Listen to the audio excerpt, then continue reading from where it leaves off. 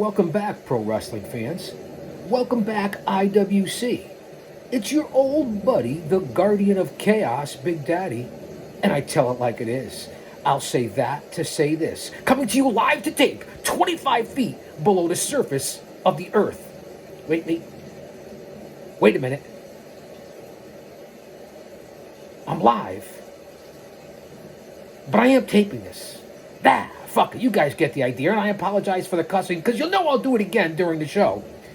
Here today at Chaos Corner, for today, this date in pro wrestling history for November 9th. Now, fans, kick back and relax. I want you to grab a snack. I want you to grab a beverage. I want you to call all your friends and sit right here on Guardian of Chaos, the YouTube channel. We have one heck of a day in order today and lined up today for this date. Today, November 9th, in pro wrestling history. You're not going to want to miss this show. An unbelievable episode full of some amazing history, including the infamous Montreal Screw Job. And we'll cover it in depth here today.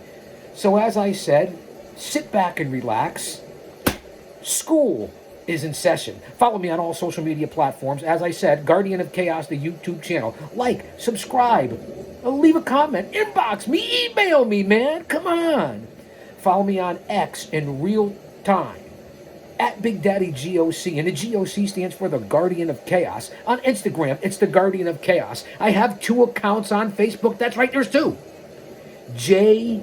Brony and Prodigio Fidelis El Guardian in honor of my heritage. Follow me on Gitter, Gab, Truth Social, and soon to be live on Rumble. You're not going to want to miss this.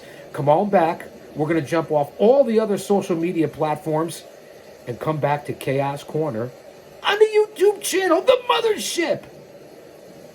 Don't you dare miss this episode. All right, fans, we jumped off all the other social media platforms. I will upload this special edition to X, a.k.a. Twitter, to Instagram, and snippets and bits and pieces, and, of course, here, the full show on the YouTube channel. Fans, what an unbelievable day it was on November 9th in pro wrestling history. We're going to jump right into it. First off, as we always do, let's recognize and shout out to our Lord and Savior, Jesus Christ, because without him, none of this would be possible. And thank you from the bottom of my heart, the fans out here on YouTube. We're coming up on that 1,000 subscribers and 4,000 watch hours. Let's get over the top here. Yeah, I'm feeling much better today. Thanks for everybody. Look at the proboscis. Thanks for everybody that's been reaching out. I do greatly appreciate it. I am on the mend. I did go to the gym the last couple of days, and I'm feeling pumped, jacked, ripped, buffed. All right, here we go. And we're going to go way back in the time machine. As I said, this is going to be one heck of a show. November 9th, 1933. Otis Klingman defeats Thor Jensen for the Pacific Coast middleweight title in Eugene, Oregon. November 9th, 1937. Earl McCready defeats George Waller in Wellington, New Zealand to become the undisputed New Zealand Wrestling Union British Empire heavyweight champion. Say that 3 times fast. Let's stay in November 9th, 1937. Billy Widener defeats the Great Mephisto in Daytona, Ohio. Dayton, Ohio, not Daytona. Well, you know what Bully Ray said to me back in 06 and 07, and I'll get it out of the way now. That's right, Busted Open Radio's Bully Ray, one of the greatest tag teams of all time, perhaps a 2-time Hall of Famer. He said to the G.O.C., give Big Daddy 5 spots he'll fuck up 4 of them. I consider that to be a compliment coming from Bully Ray. That's when myself and the Outcast Killers were going for the NWA World Tag Team titles against the Dudleys, a.k.a. Team 3D, in a series of tables matches. And yes, unfortunately, I was on the receiving end of the, what's up? Did I scare anybody on that one? Let's get back to brass tacks. 1937, November 9th, as I said, Billy Widener defeats the Great Mephisto in Dayton, Ohio, to win his 2nd Midwest Wrestling Association light heavyweight title ending the reign, the second reign, for the Great Mephisto. Back into the time machine. November 9th, 1949. Bobby Manigault defeats Jack Claiborne for the Hawaii heavyweight title in Honolulu, Hawaii. Pehea melihini kane, pupule wiki wiki. Aloha and mahalo for all my friends over there in Hawaii. November 9th, 1950. Billy Goals defeats Gypsy Joe to win the Wisconsin Junior Heavyweight title in Milwaukee, Wisconsin. November 9th, 1952. Lucky Simonovich and Gino Garibaldi defeat Bob Langevin and Roran Rice for the vacant Hawaii Tag Team titles in Honolulu, Hawaii. Wiki wiki. Back into the time machine. November 9th, 1956. The great Lou Thez defeats Whipper Billy Watson to win his second NWA World Heavyweight title. And this would be the final, totally undisputed World Heavyweight Championship that took place in St. Louis, Missouri. Let that sink in. 1956, Lou Thez. It would be the final, totally undisputed NWA World Heavyweight Championship. Talk about useless tidbits and facts of information. Let that sink in. Back into the time machine. November 9th, 1957. Ivan Bornoff and the Great Malenko defeat Frankie Taliber and Leon Graham for the NWA Ohio Tag Team titles in Columbus, Ohio. November 9th, 1961. Lord James Blears and Neff Maivia defeat Shoulders Newman and Ted Travis for the NWA Hawaii Tag Team titles in Honolulu, Hawaii, only to lose the belts right back to Newman and Travis. Let that marinate. Lord James Blears and Neff Maivia, obviously related to the Paramount High Chief Peter Maivia. November 9th, 1962. Freddie Blassie begins his second reign as the recognized World Heavyweight Champion in the state of Georgia, defeating Jake Smith in Atlanta in a rematch from their bout, which was only 2 weeks earlier, for the title, also in Atlanta. The title had been immediately held up following their prior match. Talk about doing your due diligence and research. That's what happens here with the G.O.C. With my over 55 plus years as a scout, a historian, a researcher, an agent, a smark, a mark. That's right, I said it, a mark. I say it every time, a mark. I'm proud of it. We're all marks. Okay. All right, I'm settling down. I got it wrapped up in chains here. And my over 3 decades of being a pro wrestling manager and currently still doing the color commentary for my home group at Paradise Alley Pro Wrestling. How about that? Back into the time machine. I'm sorry, I had 3 cups of coffee this morning and went to the gym. I'm amped, I'm pumped, I'm jacked. November 9th, 1964. Terry Garvin and Chin Lee are awarded the Gulf Coast version of the NWA Southern Tag Team titles when the previous champions, the Corsicans, Joe and Gene, leave the territory 2 weeks earlier. Back into the time machine here at Chaos Corner. November 9th, 1970. Don Leo Jonathan and Stephen Littlebear defeat Shati Yokuchi, I said Kuchi, and Yasu Fuji, konnichiwa bitches, origato from Chaos-san, in Vancouver, British Columbia, Canada, for the Vancouver version of the NWA Canadian Tag Team titles. Let's go back to go forward and to go back into the time machine here on Chaos Corner. November 9th, 1968. Kintaro Oki defeats Buddy Austin for the vacant All-Asia Heavyweight title in Seoul, South Korea. The title had been vacant since 1963 following the death of then champion, the late great legend, Ricky Dozan. How about that for history on this date in pro wrestling history, November 9th?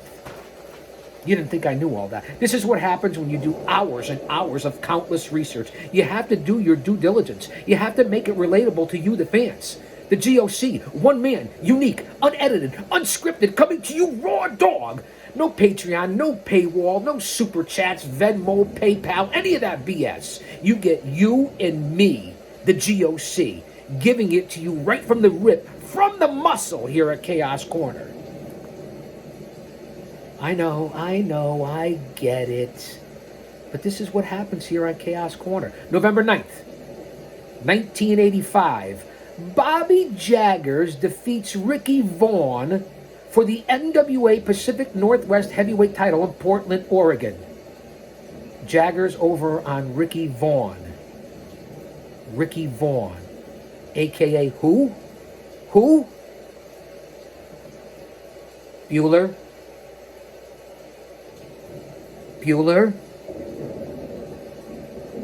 Anyone? Seeing that's relatable because the release was in Texas last night, the Iron Claw. Ricky Vaughn, a.k.a. the Faw, fake phony Von Erich, Lance Von Erich. How about that for relatable information, seeing that the Iron Claw was just released and they had the premiere last night down in Texas. It'll be in theaters in mid-December. You're not going to want to miss the Iron Claw with the Von Erichs. One of my favorite tag teams of all time. I've been saying it over these last several days. Back into the time machine. November 9th, 1986. Bill Watts' Universal Wrestling Federation in Tulsa, Oklahoma. Here are the partial results. Bill Irwin and Leroy Brown defeat John Tatum and Jack Victory to win the UWF Tag Team titles. On that same card, Savannah Jack defeats Buddy Roberts for the UWF TV title. Let's stay in November 9th, 1986. Invader number 3 wins the World Wrestling Council Junior Heavyweight title for the 6th time, defeating Don Kent and Caguas, Puerto Rico. No me jodas, maricón, muévete, culo, pendejo. I'm only kidding, man. It's a joke. Don't be so sensitive, man. Kayfabe. It's quite entertaining, isn't it? You see how I go from bing, bing, bing, kind of like Ricochet Rabbit, if you're able to make that connection here, if you're old enough. November 9th, 1987. Jeff Jarrett, old Slapnuts himself, defeats Jimmy Jack Funk to win the NWA Mid-America Heavyweight title in Memphis, Tennessee, beginning Jarrett's 5th reign. Back into the time machine. November 9th, 1991. Eric Embry defeats Dr. Tom Pritchard for the USWA Southern Heavyweight title in Memphis, Tennessee, starting Embry's 3rd run with the belt and ending Pritchard's 2nd title reign. November 9th, 1996. Lance Storm and Yuji Yasuraka, I think I said that right, win their 2nd WAR War. What is it good for? Absolutely nothing. Say it again. Ha! Good God, y'all. War. Huh. What is...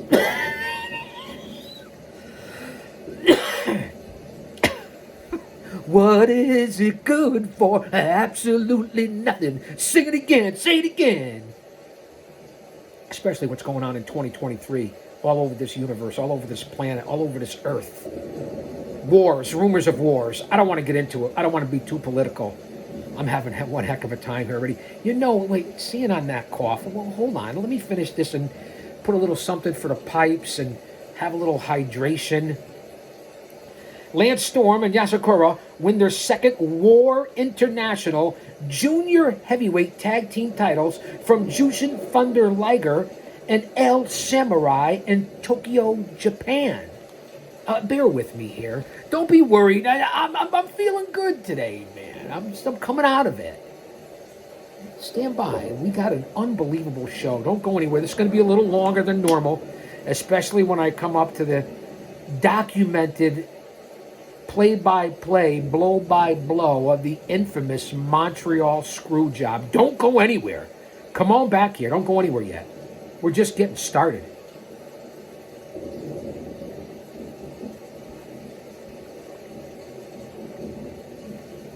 I'm feeling a little better. How about that cough?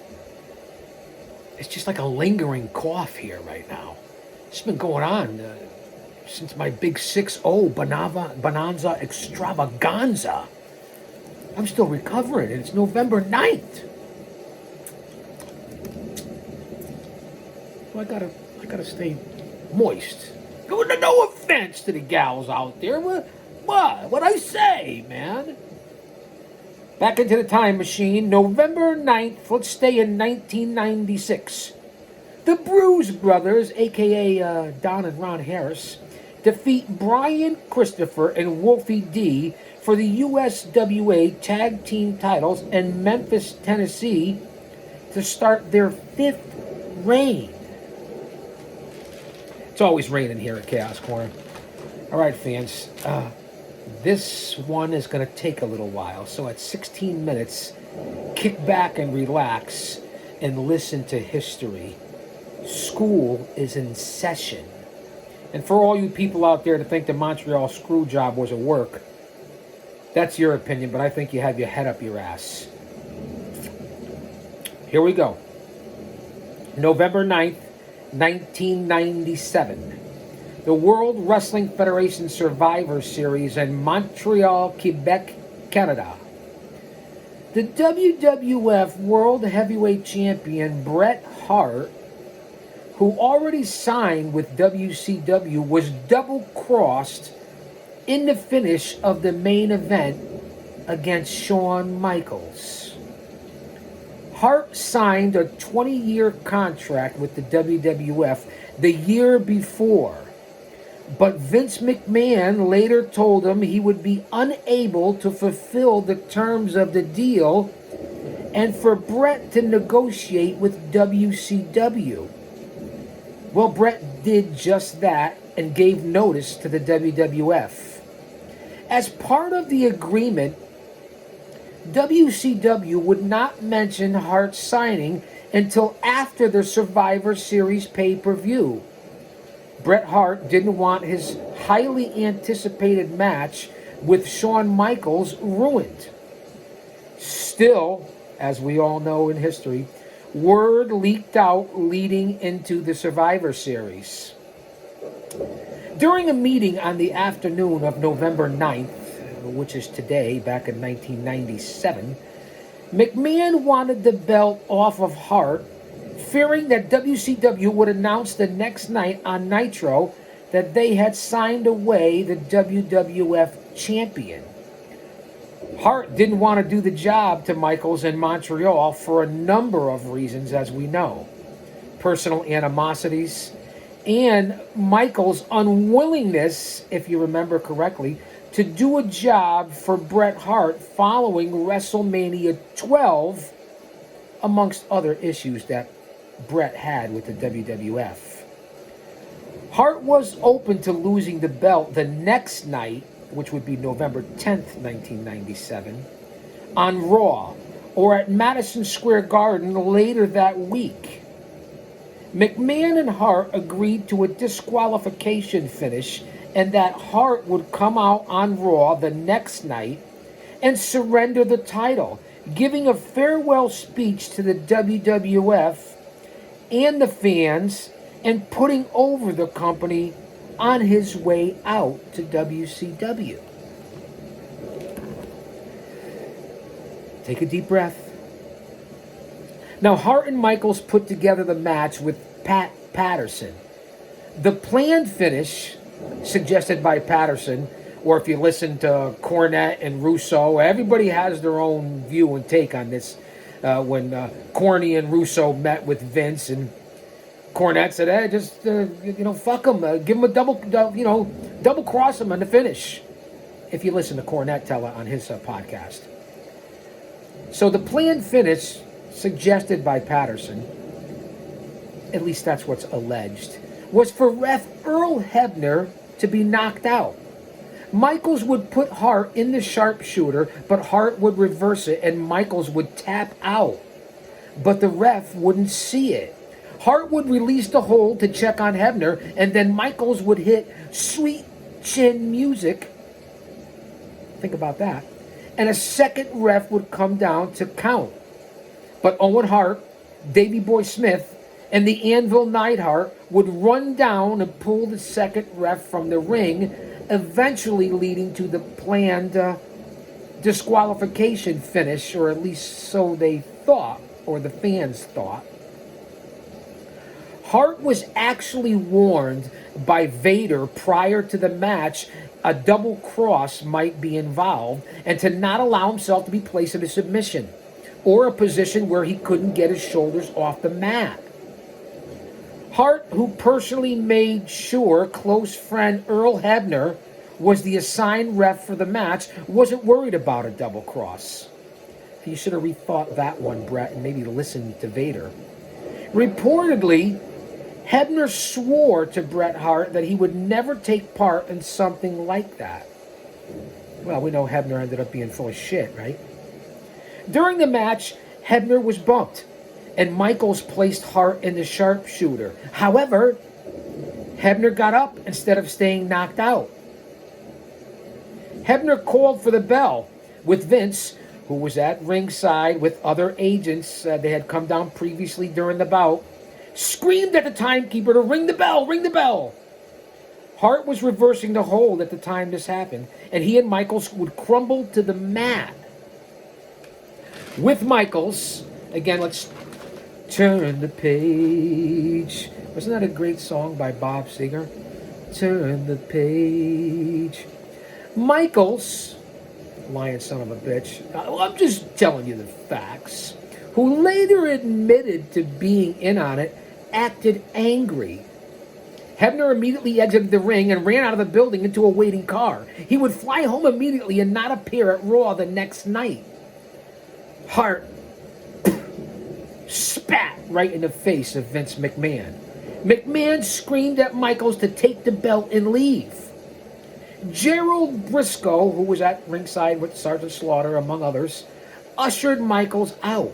Michaels took the belt and held it up as he left, allegedly under the orders of Gerald Briscoe. If you remember correctly, allegedly, according to Cornette, they were in a hotel room the night before, which would have been on November 8th in 1997, planning this screw job and teaching him shoot tactics to try to tap out Bret Hart, which would never fucking happen. Hart would beat Michaels' ass in a heartbeat, pun intended. And I think he did that in Hartford and yanked his hair out, if I'm not mistaken. The Hartford Civic Center. The pay-per-view went off the air at that point, if you remember correctly, because I do. McMahon, with Patterson and security surrounding him, left ringside. Bret smashed several TV monitors, and Owen, Davey Boy, and the Anvil, who never got the cue to come in for the finish, remember that, came to the ring and calmed Bret down. Hart then spelled out WCW with his fingers to the fans before leaving the ring. Breathing in. Now we're backstage. McMahon locked himself in his office. Hart confronted Michaels, who insisted he knew nothing about it and that he wasn't going to keep the belt. Hart, looking back on it now, unfortunately gave Michaels the benefit of the doubt and said Michaels would have his chance to prove himself by not bringing the belt out on Raw the next night, which we know he did, the son of a bitch.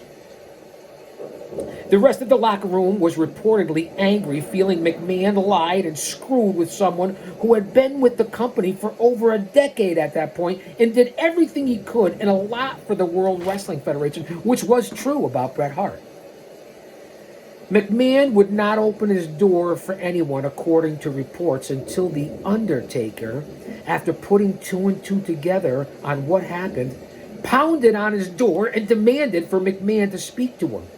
Reportedly, the Taker, the recognized leader of the locker room at that point, told McMahon very adamantly that he needed to apologize to Bret Hart right then and there. McMahon went to Hart's dressing room with Sergeant Slaughter, Gerald Briscoe, and several others.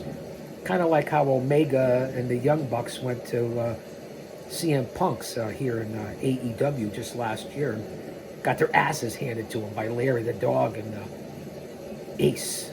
I'm just saying, I'm making it relatable.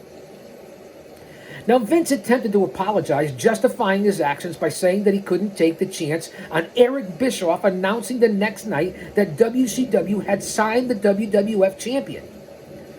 Hart said he was going to shower, and if Vince was still there when he got dressed, he would knock him out. And then Hart proceeded to call him a liar, a scumbag. Now we know Vince didn't leave. After Hart got out of the shower and got dressed, he would ask Vince twice more to leave. And when he didn't, bang, zoom, pow to the moon. Hart knocked McMahon to the ground with a nice punch. You got knocked the fuck out, Vince. Shane tried to attack Bret and ended up in a scuffle with Davey Boy, who pulled Shane off Bret's back. Now, Shane O'Mac, I love you, man. I met you in Springfield at the Springfield Civic Center during Monday Night Raw. You were very cool and cordial with me. As a matter of fact, you went to high school with one of my college buddies. But if you thought you were going to take out Bret Hart, you had your head up your ass as much as your father did. McMahon was dragged out of the locker room, that's Vince, and reportedly Sergeant Slaughter accidentally stepped on Vince's ankle to add insult to injury. Let's move on. November 9th, 1997, WWF Survivor Series and the Montreal Screw Job. Thanks for being here on Chaos Corner. I really mean that. Most of the WWF insisted they knew nothing about the Screw Job. Many of the workers stated they would not go, or they weren't going to go to Raw the next night because of the Screw Job. But with the exception of Owen, Davey Boy, and the Anvil, Bret's family, only Mick Foley, Mankind, Cactus Jack, Dude Love, all four of them, or all one of them, he was the only one that carried through on his protest. Give Foley credit for that. The next night on WCW Nitro, the NWO, Too Sweet, came out to the ring waving Canadian flags and singing, "Oh, Canada." I don't know the anthem for my friends up north, although I am a hockey fan. I don't know what the fuck that has to do with anything. I apologize for the cussing. Michaels, despite his promise to Hart not to come to the ring with the belt, the WWF title, if you will, did just that and then poked fun at Bret Hart. So he was a liar right from the rip all the way to the end. And that's basically the story. November 9th, 1997, on this date, today in pro wrestling history, the Montreal Screw Job. How about that? For those of you not in the know, or different notes to add what you think you know about the Screw Job. I was going to end it right here at 30 minutes, but I had some more news and notes that I wanted to go through. I was going to cover John Cena's blatant lies in that documentary from CNN, The Death Grip, a Pro Wrestling Experience, but I'll save that for another day, because that was on November 9th, today in pro wrestling history, when Cena said, "Oh, you can't prove I took steroids. You could never prove it, whether I took them or not." How about that for hustle, loyalty, and respect? I get it, John. You're a great guy. I worked security for you a couple of times at some live appearances. You were cool to me, and you do great things with Make-A-Wish Foundation and what you're doing still currently. You are a legend. But you were full of shit back then, too, when it came to all that. I'm just saying, man. I give you the good, the bad, and the ugly here on Chaos Corner. Back into the time machine after the Screw Job. November 9th, 2002. Apollo defeats Ray Phoenix to win the IWA Puerto Rico heavyweight title in Calle, Puerto Rico. Yippee-o-Calle. Wasn't that Bruce Willis in Die Hard? I think it was. Let me adjust, please. November 9th, 2005. CM Punk, that's right, Punk, Phil Brooks, defeats Ken Doane for the OVW TV title in Louisville, Kentucky. Well, let's get on to some birth dates and passings on this date in pro wrestling history for November 9th. November 9th, 1952. Happy heavenly birthday to Joyce Grable, who unfortunately just passed this September 2023 at the age of 70 years old. A true legend in women's professional wrestling, Joyce Grable. Also, happy birthday on this date, November 9th, to referee Nick Patrick, who turns 64. Also, November 9th, on this day in pro wrestling history, happy birthday to Pete Butch Dunne, who turns 30 years old today. And then, of course, November 9th, happy birthday to the Wizard, the Ocho, Le Champion, the Rainmaker, the Painmaker, whatever he calls himself, Y2J, the Lion Hunter, Chris Jericho. That's right, the Chris Jericho, still active today in AEW, the JAS, if you will, turns 53 today. So let me sing this to you, Chris. I believe it was in Poughkeepsie, New York, where you and I and a whole bunch of other stars on an independent show for NEW did an autograph signing together, and you were selling your 8x10s for, I don't know, 25 or 50 bucks at the time. This was probably back in the early 2000s, and I had my measly 8x10s. I realized you're a legend, you're a star, first ballot Hall of Famer. Back then you weren't, although you were still a star. I think I was selling my 8x10s for $5 or $7. And you actually had the balls, the cojones, to come over to me and say, hey, this is Y2J, Chris Jericho, talking to the G.O.C. I said, hey, Big Daddy, you got to charge a little bit more for your 8x10s. You can't be giving them away to the kids, because I gave away several free ones to some handicapped kids in wheelchairs and the less fortunate. And he said, you can't be doing that, Big Daddy. You're making the rest of us look bad, and we can't make any money. That's right. It's a true, actual facts, Chris Jericho. You may not remember it because I'm a nobody to you, but I remember it, Y2J. So let's let bygones be bygones, Chris, and happy birthday to you. Happy birthday to you. Happy birthday, the Ocho, the Wizard, Y2J, Le Champion, the Young Lion. Happy birthday to you.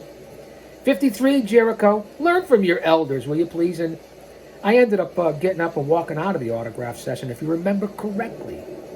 Actual facts, Chris. Remember when you worked for Northeast Wrestling? New York? Because I do. This is what you get on this channel. The relatability to the stars from yours truly, the heroes, the legends, the young lions, the rookies, the veterans. The G.O.C. And I tell it like it is. Back into the time machine. We're almost done here, fans. November 9th, 2009. And the reason why I mention this is because of the personal relationship and connection with myself and Paradise Alley Pro Wrestling. November 9th, 2009. The launch of Evolve Pro Wrestling is announced by Gabe Sapolsky, Davey Richards, and Sal Hamu. God bless you.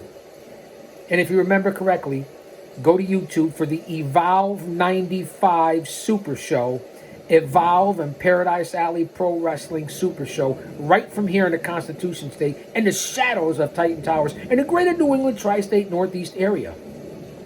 Evolve 95, with said Gabe Sapolsky, Mario Mancini, and Paul Roma. That night, on that card, Darby Allin was there. Zack Sabre Jr. was there. I believe Matt Riddle was also there. Keith Lee was there. along with the Paradise Alley Pro Wrestling superstars of Richard Holiday, Matthias DiNapoli, Showtime Marcel Williams, R.J. Rude. How about that for history? And now Gabe, just past summer in 2023, came down to the PAPW training facility and held a scouting tryout for the WWE, where Gabe is currently a scout, an agent, talent searcher for Triple H in the WWE. Talk about that for useless facts of tidbits of information here on November 9th, 2009 and 2023. We wrap it up here today on Chaos Corner for this date in pro wrestling history. Today in pro wrestling history, if you will, November 9th, 2019. AEW presents its inaugural Full Gear. On that card, AEW champion said Chris Jericho defeats Cody Rhodes by technical submission. MJF, that's right, the Triple B, the current AEW champion here in 2023, betrayed Cody back in 2019 and threw in the towel when Jericho locked Rhodes in the Lion Tamer. You guys got to remember that. On that same card, in a lights-out match, Jon Moxley defeated Kenny Omega. On the same card, AEW Tag Team Champions, the very first Tag Team Champions, Frankie Kazarian and Scorpio Sky, defended their belts in a three-way over the Lucha Brothers and Private Party.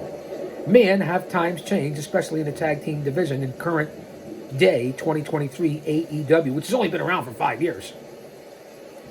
On that same card, AEW Women's Champion Riho defeated Emi Sakura to retain the Women's Championship. On that same card, Santana and Ortiz, known at that point as Proud and Powerful, defeated Nikki and Maddie, the Young Bucks.